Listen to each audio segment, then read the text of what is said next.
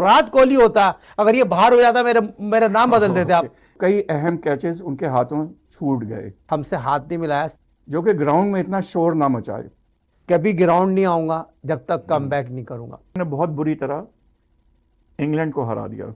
जब मैं cover drive मारता था, जहीर अब्बास साहब मुंह उधर कर लेते। वनडे जो हो रहा है 40 ओवर का कर दें। जो दुनिया में क्रिकेट में राज करता है वो इतना बुरी हरी है, तो वो इंग्लैंड से खेलने के लिए ख्वाहिशमंद है। बेसबॉल से मैं नहीं समझता क्रिकेट इंप्रूव होगी। अब सीनियर जूनियर के साथ वर्ल्ड कप की तैयारी करना चाहिए जी।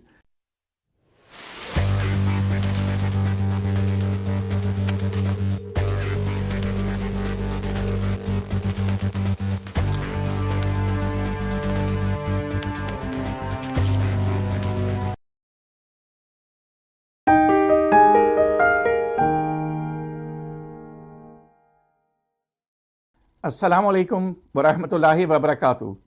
आपकी खिदमत में हाजिर हैं क्रिकेट विकेट के साथ। ये प्रोग्राम आपकी खिदमत में इंटरनेशनल आर्ट सोसाइटी की जानिब से पेश किया जाता है। उम्मीद है आप हमारे चैनल्स को सब्सक्राइब कर रहे होंगे, लाइक कर रहे होंगे, अपने अहबाब से शेयर कर रहे होंगे और हमें अपने कमेंट से ज़रूर नवाजेंगे। इस प्रोग्राम में हम आपकी खिदमत में क्रिकेट के खेल से मुतालिक जो कुछ आज ग्राउंड पे हो रहा है, जो कुछ पीछे हो चुका है और जो आगे आने वाला है क्रिकेट के मैदानों में, वो हम आपकी खिदमत में पेश करते हैं। साथ में हम क्रिकेट के मैदान से बाहर बियॉन्ड द बाउंड्री जाते हैं और देखते हैं कि बाहर जो इंतज़ामिया है वो किस किस्म के फ़ैसले कर रही है, और दीगर और स्पोर्ट्स के बारे में भी जायज़ा पेश करते हैं बियॉन्ड द बाउंड्री के सेगमेंट में। तो जैसा पिछले प्रोग्राम में हमने जिक्र किया था कि शुरू में हम आपको एक लतीफ़ा सुनाएंगे क्रिकेट से मुतालिक, और ये 3 खिलाड़ियों से मुतालिक है। इसमें हम तीनों खिलाड़ियों से माज़ा चाहेंगे कि उम्मीद है कि वो बुरा नहीं मनाएंगे, लेकिन हम वैसे ही चाह रहे थे कि ये पेश करें आपकी खिदमत में। तो एक खिलाड़ी थे, पाकिस्तान टीम के कप्तान थे और विकेट कीपर थे, और जो कैमरा लगा होता है विकेट्स में, उसके साथ एक माइक भी होता है। तो जो माइक है उस पर हमेशा उनकी आवाज़ आती थी, शाबाश, कैच आने वाला है, कैच आने वाला है, छोड़ना नहीं है, कैच छोड़ना नहीं है। टीम के कप्तान भी थे साथ में। ये सारा कुछ वो पाकिस्तान की खातिर कर रहे थे और दिल से कर रहे थे, लेकिन वो इतना ज़्यादा कर देते थे कि थोड़ी सी अपनी कंसंट्रेशन लूज़ कर जाते थे, जिसकी वजह से जब कैच उनकी जानिब खुद आता था तो कई अहम कैचेस उनके हाथों छूट गए, जिसकी वजह से काफ़ी ले दे होती थी।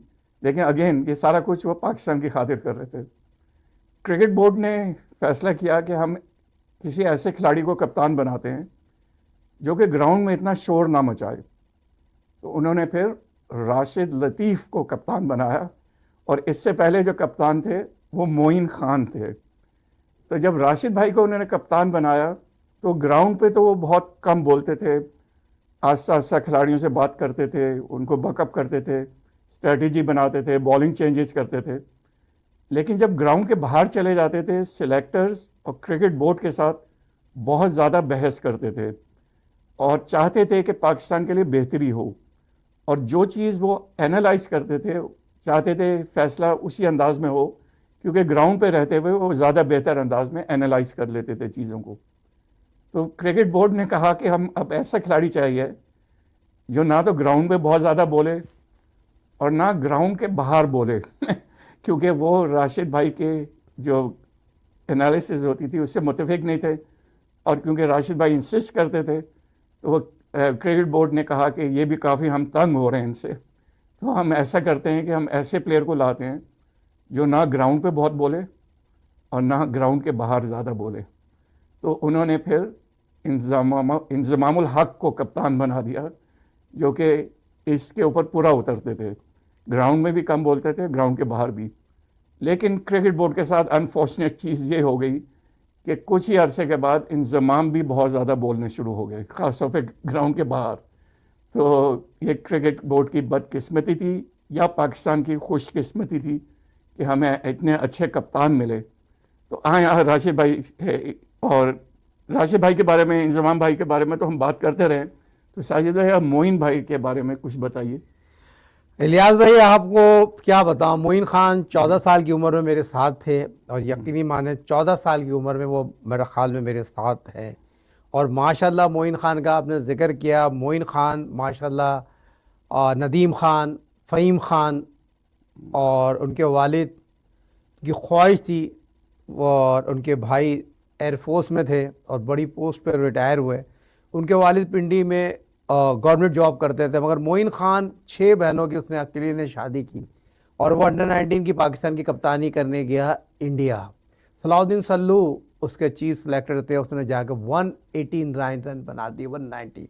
ज़हीर अब्बास साहब हमारे को हेड कोच थे, अरे साजिद मियाँ अनिल दिलपर की जगह मैंने मोइन खान को लेना है तो आ जाएगा। मैंने कहा सर आ जाएगा, कोई मसला ही नहीं है। तो मैंने मोइन खान को अल्हम्दुलिल्लाह अल्लाह के हुक्म से PIA में कराया। मोइन खान को मोइन खान बनाने में आपका भाई का बड़ा अहम रोल है।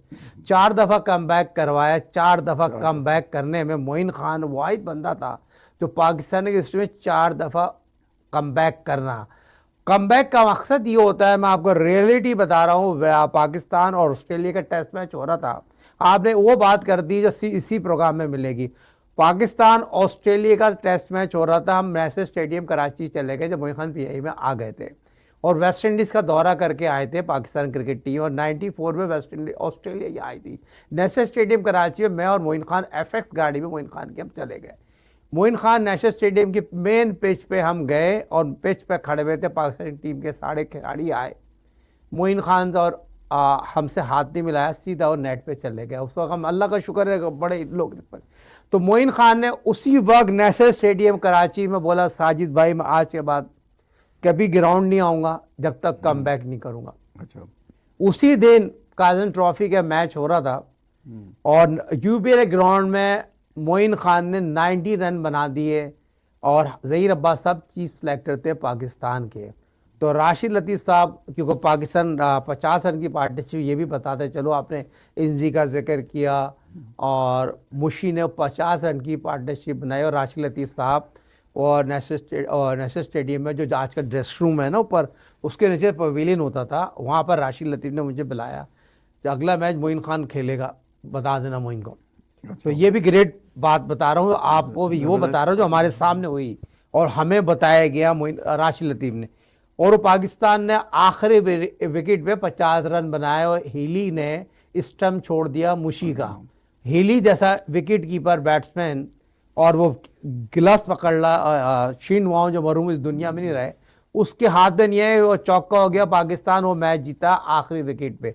ये भी बताना ज़रूरी था, मगर मोइन खान ने पीछे मुड़ के नहीं देखा, कम बैक किया और ऑस्ट्रेलिया के खिलाफ कज़ाफी स्टेडियम में जाके आउटस्टैंडिंग टेस्ट में इनिंग खेली और बताया wicket keeper batsman come back कैसे करते हैं। उसके बाद पाकिस्तान क्रिकेट टीम के लिए 2 वर्ल्ड कप खेले, दोनों के दोनों फाइनल खेले। पाकिस्तान के साबिक कप्तान, पाकिस्तान पहली दफ़ा एशिया कप जीता तो मोइन खान कप्तान थे पाकिस्तान के। तो एशिया कप मोइन खान की क़यादत में पहली दफ़ा मोइन खान की कप्तानी में पाकिस्तान एशिया कप जीता।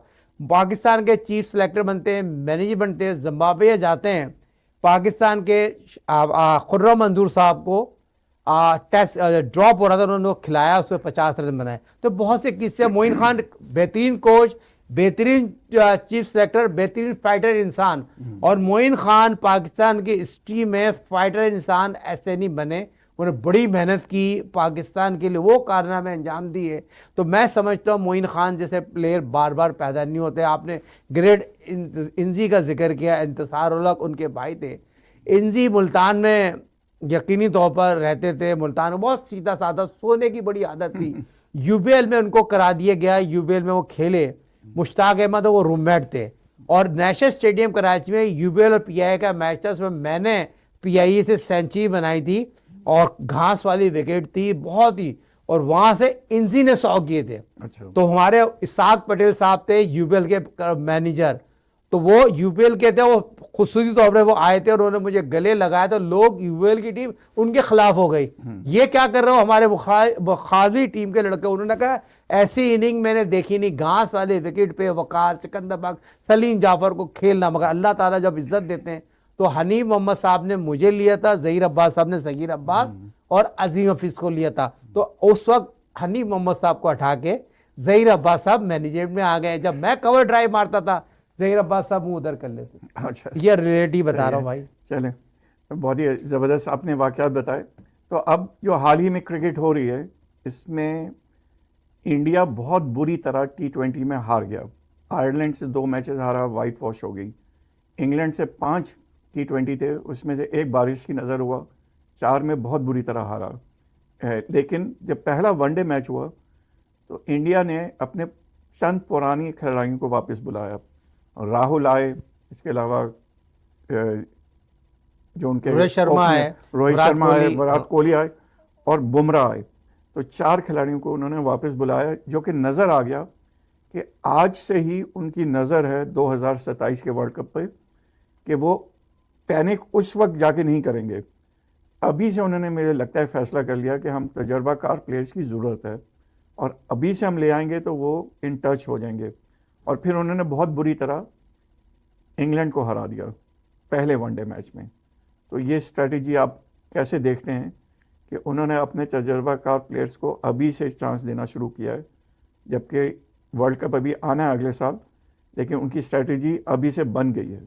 देखिए इलियास भाई वो बहुत बड़ी टीम है। 2023 का फाइनल खेले हैं, ओडीआई वर्ल्ड कप जीते हैं और आईसीसी बीसीसीआई को चला रहा। भी अपने नाज़रीन को ये भी पता चला आईसीसी का इजलास हुआ अभी इंग्लैंड में, और इंग्लैंड में आईसीसी का इजलास जो हुआ वो फेल हो गया। इजलास में वो बातें हुई आईसीसी के, इंडिया के आने से पहले आईसीसी का इजलास बड़ा इंपॉर्टेंट है।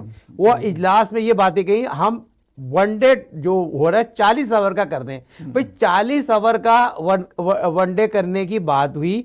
9 मुल्क जो टेस्ट खेल रहे हैं उनको बढ़ा के 12 मुल्क को टेस्ट करा लें। तो वो तमाम इजलास जो बीसीसीआई जो आईसीसी चाह रहा था वो फेल हो गया। शुक्र अल्हम्दुलिल्लाह ओडीआई जो 50 ओवर का हो रहा है 2027 50 ओवर का होगा।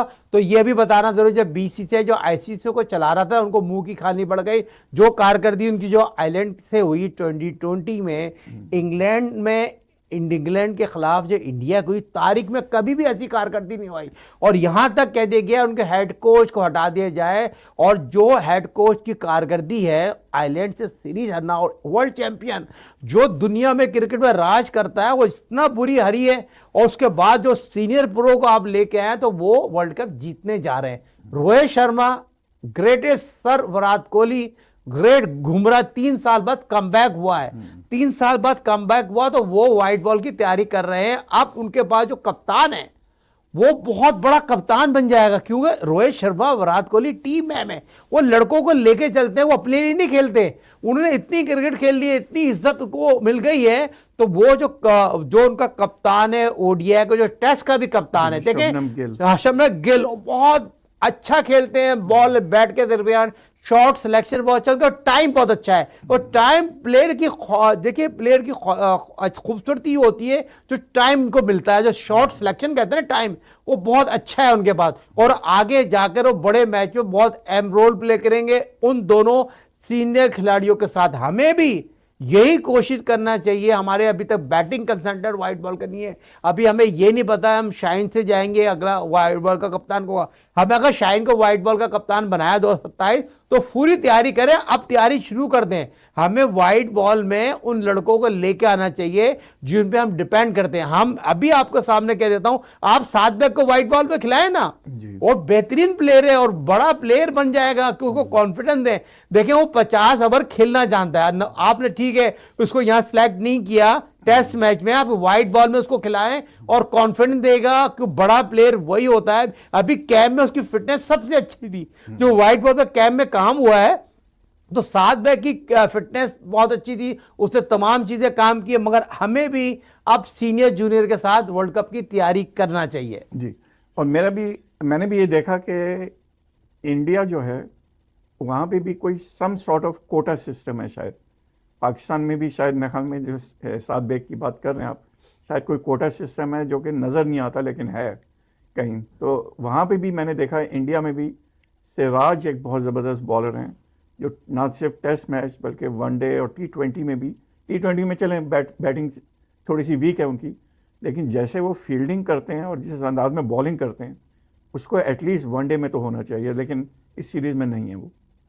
मैन बॉलर है। आप एशिया कप में देख लें, इंडिया में सीरीज देख लें, वर्ल्ड कप चिराग तो वो क्रिकेटर है, उसने 5-5 ओडीआई में आउट किए। और सच्ची बात ये मुसलमान है वो। और जिसने आप देखें सरफराज खान ने आउटस्टैंडिंग क्रिकेट खेली हुई, उसके भाई ने आउटस्टैंडिंग क्रिकेट खेली हुई, वो कहीं भी आपको रोल पे नजर नहीं आ रहे। मगर वो वहां पर कोटा सिस्टम है, लाइकिंग डिसलाइकिंग है, डंके की चोट पे वहां पर बहुत ज्यादा लोगों का बड़ा इन्वॉल्वमेंट होता है। जिसको चाहते हैं खिलाते हैं, जिसको चाहते हैं नहीं खिलाते। मिसाल आपके सामने है मोहम्मद अजहरुद्दीन, जो यकीनी तौर पर 3 मैचों 3 सेंचुरी नहीं बनाते डेब्यू में, और तो वो इतने बड़े प्लेयर नहीं बनते, 99 टेस्ट मैच नहीं खेलते। वहां पर खुला खुला मेरिट है ना आपके सामने। सरफराज खान का आप मेरिट का कत्ल किया ना उन्होंने। तो आप सिराज की बात कर रहे हैं, बड़ा बॉलर है। इंडिया की अगर फास्ट बॉलिंग में अगर बात की जाए, बुमराह के साथ कोई बॉलिंग कर सकता है तो सिराज बहुत अच्छी बॉलिंग करना जानते हैं और लंबी बॉलिंग करना जानते हैं। वाइड बॉल पे 10 ओवर का स्पेल करना जानते हैं। मगर वहां भी डंके की चोट पे लैकिंग डिसाइड। अगर आप ये कहें, अगर विराट कोहली होता, अगर ये बाहर हो जाता, मेरा नाम बदल देते आप। अच्छा, बिल्कुल। तो नाज़रीन कराम, साजिद भाई काफ़ी जज्बाती हो गए और इन जज्बात को हम मज़ीद पेश करेंगे एक छोटी सी ब्रेक के बाद।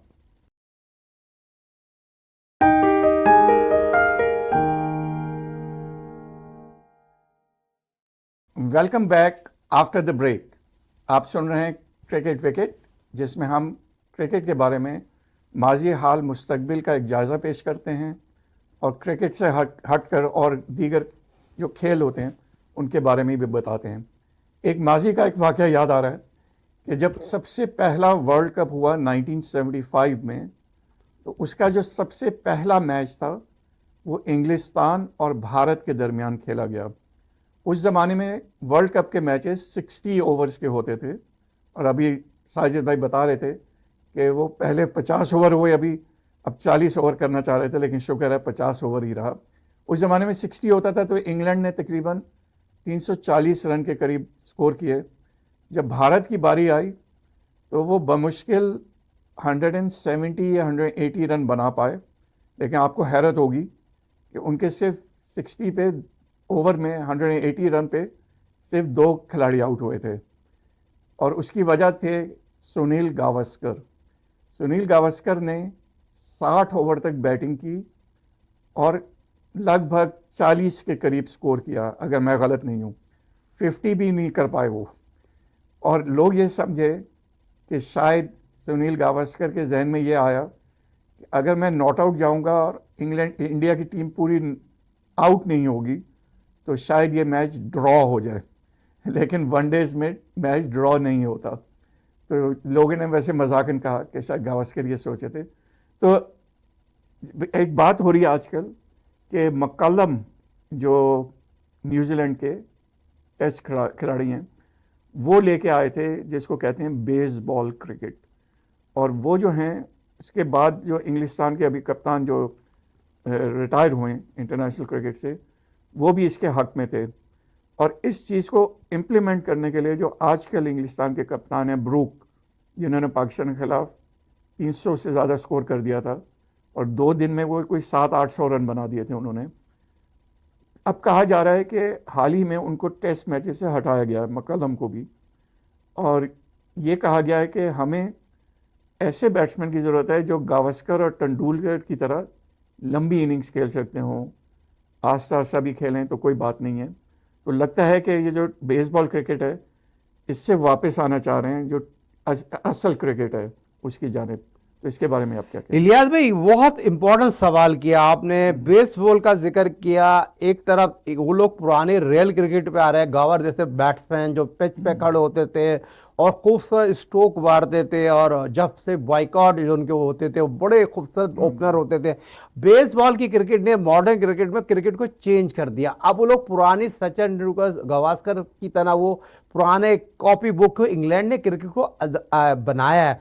100 साल क्रिकेट हो गई है इंग्लैंड में होते हुए। इंग्लैंड का सिस्टम इनके जो है वो बहुत आगे की सोच है। और हम जो तैयारी कर रहे हैं बेसबॉल की तैयारी के लिए, अमेरिका में प्लेयरों को भेज रहे हैं। उस मैंने आपके पिछले प्रोग्राम में भी जिक्र किया था। चलो अच्छी बात है, अमेरिका में आ रहे हैं, बेसबॉल की तैयारी कर रहे हैं। जो हमारे पास और आपके पास इत्तलात है, एक हैदराबाद के ऑनर है फवाद सरवर साहब, जो आप और हमने उनका इंटरव्यू किया था, वो उनकी ख्वाहिश थी जब वो पाकिस्तान गए हुए थे, और बड़े फ्रेंडली इंसान है, बहुत अच्छे, मगर उनके राइट लेफ्ट वाले वो कोशिश नहीं करते जितनी मेरी और आपकी मुलाकात हुई। वो बहुत ही नफीस इंसान है, वैसा बंदा नहीं है। वो क्रिकेट के बोर्ड के साथ पाकिस्तान क्रिकेट बोर्ड में काम करना चाहता है। फवाद सरवर साहब के साथ तनवीर अहमद साहब है, जो यहाँ बड़े काम किए क्रिकेट में, और पाकिस्तान से सियालकोट से उनका ताल्लुक है, बड़ा चैरिटी की, मगर अमेरिका की 20 साल से क्रिकेट कर रहे हैं। मायरे लीग उनकी क्रिकेट टीम खेलती है, शाहिन जहांगीर को, बड़े प्लेयरों को प्रमोट किया है। इन दोनों को मिलकर पाकिस्तान क्रिकेट बोर्ड को चाहिए इनके साथ मिलकर खिलाड़ियों को भेजे, और पाकिस्तान के खिलाड़ी यहाँ आके बहुत कुछ सीखेंगे। ये बड़े नाम है हमारे अमेरिका में, बड़े काम कर रहे हैं क्रिकेट के लिए, उनके अपने ग्राउंड भी है। फवाद साहब की टीम ली, तनवीर साहब की बात नहीं बनी, वो टीम लेना चाहते हैं पाकिस्तान सुपर लीग, क्योंकि 2 ही टीम ने, 3 टीम ने आना था, उनकी बात कुछ वजह से नहीं बनी। जो सियालकोट की टीम थी, कुछ लोग बीच में आ गए, मगर उनकी ख्वाहिश थी वो टीम ले लें कि पाकिस्तान में उनकी जो क्रिकेट की पहचान है वो भी आ गया कि पाकिस्तान सुपर लीग में काम करते हैं। मगर बेसबॉल से मैं नहीं समझता क्रिकेट इंप्रूव होगी, क्योंकि मेरा अपना एक्सपीरियंस है, मैंने वर्ल्ड क्लास प्लेयरों के साथ रहा हूं, जो मैंने छोटी मोटी क्रिकेट खेली है। बेसबॉल से बेसिक जो लड़के की होती है ना, 15-14 साल वाला, वो अगर ट्रेनिंग करेगा ना, वो आपको फायदा हो सकता है। मगर बेसबॉल पे आप क्यों फोकस कर रहे हैं? आपने 2027 वर्ल्ड कप में जाना है, पावर हिटिंग के लिए आप 2020 में आपकी प्लेयरों की जो पिच, आज आपको मैं एक बात बताऊं, जो कैंप में जो 2 रोजा कैंप लगा था ना, 90 ओवर होते हैं दिन में। अब ये चाह रहे थे 90 मिनट जो लंच का जो 2 घंटे का प्ले होता है ना, आपको ये कह दिया गया था आपने 2 घंटे पिच पे खड़ा होना है। जो कैंप 2 रोजा मैच हुआ ना, अब हम लगमिया फिक्रिया है, हम 1 घंटा 1 सेक्शन हम डिफेंड नहीं कर सकते, हमारी टीम 30 के बाद आउट हो जाती है। तो ये लगमिया फिक्रिया क्यों? हमारी फर्स्ट क्लास क्रिकेट को हम तरजीह नहीं देते। फर्स्ट क्लास क्रिकेट का ढांचा जो है ना, उस तरह का नहीं है जो 4 दिन पूरे नहीं जाते। पहले ये होता था, जब फर्स्ट क्लास क्रिकेट होती थी पूरे 4 दिन जाती थी, ड्रॉ हो जाती थी। अब बदकिस्मत के रिजल्ट आ जाते हैं 2-2 दिन में खत्म। मगर हमारे लड़के सेंट्रल काउंटर में पैसे आपके बढ़ा दिए हैं, मगर हमारे लड़के जो एनओसी लेके प्राइवेट लीग में पैसा कमा लेते हैं, टेस्ट मैच में इतना पैसा नहीं है। जब से 2020 आई है इलियास चौधरी भाई, पाकिस्तान के जो ग्रेटेस्ट प्लेयर हैं, ओपनर हुआ, मिडिल ऑर्डर हुआ, फेल लगा। पहले आपके पास इंजी, यूनुस खान, यूसुफ, ये ग्रेट मिडिल ऑर्डर होते थे। फिर आपके पास ओपनर नंबर 3 पे आप जहीर अब्बास साहब ने 100 सेंचुरी बनाए, जावेद मियां साहब, फिर सादिक मोहम्मद, मुश्ताक और सादिक मोहम्मद, माजिद खान, मुदस्सर नजर, मोहसिन खान, आमिर सोहेल और सईद अनवर, शोएब मोहम्मद, ये ग्रेट प्लेयर। शोएब मोहम्मद का एवरेज आपको पता है 50 रन, 54 का टेस्ट मैच का एवरेज है, बल्कि बाबर का नहीं है वो। मगर बात क्या हो रही है, हमारे लड़कों को टेस्ट खेलने की आदत खत्म हो गई। मगर अब ये जो टीम गई है ना, इससे ये हो पे टेस्ट मैच पिच पे खड़ो है, एंजॉय करें, क्योंकि अब क्रिकेट बहुत फास्ट हो गई है। जी बिल्कुल सही। चलें प्रोग्राम के एंड में हम थोड़ा सा जिक्र करते हैं जो हमारे खिलाड़ी काउंटी क्रिकेट खेल रहे हैं, और फिर आपसे पूछेंगे कि क्या इनमें से किसी को कुछ मौका मिल भी सकता है, जो भी पाकिस्तान अगले माह अगस्त के महीने में वहाँ पे टेस्ट मैच खेलेगी। तो एक आकिफ जावेद जूनियर जो हैं लेफ्ट आर्म बॉलर, उन्होंने T20 खेल रहे हैं वैसे वो, लेकिन उन्होंने 2 मैचेस में 7 विकेटें ली हैं पिछले, एक में 4, एक में 3। इसका मतलब अच्छी रिदम में वो। साथ में सुफियान मुकीम जो लेफ्ट आर्म स्पिनर हैं, वो भी काफ़ी अच्छा खेल रहे हैं, लेकिन मेरे ख्याल में क्योंकि अली अभी आए हैं तो शायद सुफियान मुकीम को टेस्ट मैचेस में शायद चांस ना मिले, हो सकता है आगे चल के वर्ल्ड कप खेलने हैं या T20 में खेलें। तो एक उस्मान मीर भी हैं लेग स्पिनर, उन्होंने बयान दिया है कि उनकी ख्वाहिश है कि वो इंग्लिस्तान के लिए खेलें। तो इसका मतलब है कि खिलाड़ी कुछ ऐसे भी हैं जो कि पाकिस्तान क्रिकेट से बददिल हो रहे हैं और कह रहे हैं कि हम किसी और मुल्क से खेलेंगे। ख़ास तौर पे अभी आमिर को मौका मिला है, मोहम्मद आमिर को इंग्लिस्तान की शहरियत मिली है, तो वो वहाँ पे खेल रहे हैं। तो इससे कुछ खिलाड़ियों को नज़र आ रहा है कि चलें ये भी एक तरीका है कि इंग्लिस्तान की शहरियत हासिल कर ली, ऑस्ट्रेलिया की हासिल कर ली, न्यूजीलैंड की, और वहाँ पे खेलें। तो इसके बारे में ये रुझान जो एक पैदा हो सकता है, इसके बारे में आप क्या कहेंगे कि नुकसान होगा पाकिस्तान का काफ़ी? इलियास भाई जब से डिपार्टमेंट बने नुकसान तो हो गया। पाकिस्तान के जितने भी यंगस्टर खिलाड़ी हैं अमेरिका आ गए हैं, बहुत से खिलाड़ी हैं। आपने उस्मान कादिर का जिक्र किया, ऑस्ट्रेलिया शिफ्ट हो गया, वो भी बहुत ही टैलेंटेड बॉलर थे ना। अब मरहूम अब्दुल कादिर के बेटे उस्मान कादिर पाकिस्तान से खेलते खेलते उनको नेशनलिटी मिल रही थी, मगर बाबर ने कहा, जो मेरे अपने जराए बताए, वो आ गया। बाबर का बहुत अच्छा बेस्ट फ्रेंड था, जब पाकिस्तान में वो आया, पाकिस्तान से उसको जिस तरह वो कारकर्दगी थी, उसको मौका नहीं मिला, वो भी दिल मौके दोबारा ऑस्ट्रेलिया चले गया। अभी हमने प्लेयर का जिक्र किया, वो इंग्लैंड में खेल रहे हैं, उस्मान मीर बहुत टैलेंटेड क्रिकेटर है और अच्छी कारकर्दगी है, तो वो इंग्लैंड से खेलने के लिए ख्वाहिशमंद है। तो बहुत से प्लेयर आज के मॉडर्न दौर में, बता रहा हूं, आज के करंट प्लेयर वो अमेरिका काफी 35 से ज्यादा, ब्रेक कर रहा हूं, 35 से ज्यादा प्लेयर, 35 से ज्यादा प्लेयर हैदराबाद जो हमारे फ्रेंचाइज है, फवाद सरवर साहब की जो ग्रेड 2 का फाइनल जीती है और वो ग्रेड 1 में आ गई है, और पाकिस्तान के साथ साथ जो अमेरिका में जहाँ जहाँ लीग होती है वो खेलते हैं, और उनका सिस्टम बहुत अच्छा है। लड़कों का अनवर अली यहाँ पर अमेरिका शिफ्ट हो गया है, ह्यूस्टन में उसी टीम में मौजूद हैं, बड़े प्लेयर वहाँ पर मौजूद है। हसान खान एक लड़का था, बहुत टैलेंटेड प्लेयर था, मगर उसकी भी ख्वाहिश थी अंडर 19 की, उसने कप्तानी की, मगर उसको यहाँ पर बहुत अच्छा मौका मिला, मगर यहाँ पर वो फवाद साहब के पास आ गया। मैं बताता चलूं कि कल ही उन्होंने 5 छक्के मारे हैं T20 में आसम। हाँ देखिए ना, हसान खान हमारे बच्चा है उसका, और वो अफरोज टेक्सटाइल मिल होती थी कराची में। अच्छा। अफरोज उनके वालिद हैं। अच्छा। उनकी ख्वाहिश थी वो ग्राउंड में लेके आते थे, बहुत ही आउटस्टैंडिंग फील्डर था वो बच्चा, और नहायत ही टैलेंटेड ऑलराउंडर बना।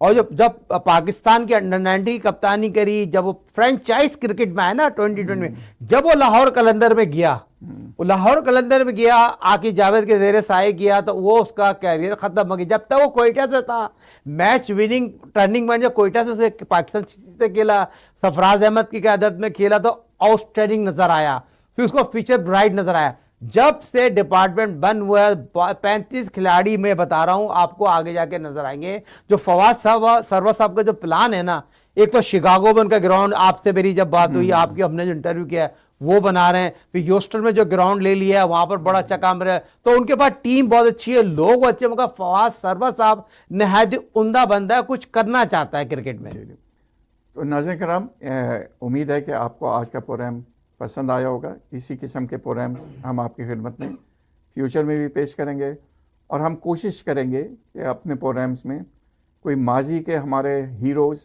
और आजकल के हीरोज़ जो हैं उनको भी हम शामिल करने की इस प्रोग्राम में कोशिश करते रहेंगे, और उम्मीद है जल्दी हमें इसमें कामयाबी हासिल होगी इंशाल्लाह। तो अगले प्रोग्राम तक के लिए क्रिकेट विकेट से इजाज़त। अस्सलामु अलैकुम वरहमतुल्लाहि वबरकातुहू।